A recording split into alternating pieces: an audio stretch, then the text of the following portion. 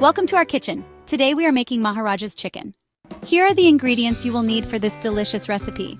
You will need 1 or 2 large garlic cloves depending on your taste preference and 1 large onion. Next, prepare a 2.5 centimeter piece of fresh root ginger. Also, have 1 lemon ready for its juice and 50 grams of butter for richness. 300 grams of boneless chicken breasts. Season it with salt and 1 teaspoon of turmeric. Finally, chop 2 tablespoons of fresh coriander. Squeeze juice from the lemon. Process garlic, ginger, and 1/4 of the onion with half the lemon juice. Set aside. Slice remaining onion thinly.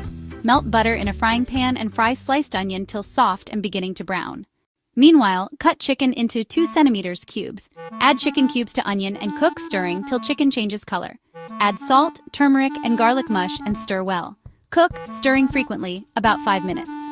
Add remaining lemon juice and serve sprinkled with chopped coriander. Enjoy cooking. Thank you for watching. Don't forget to like and subscribe for more culinary adventures.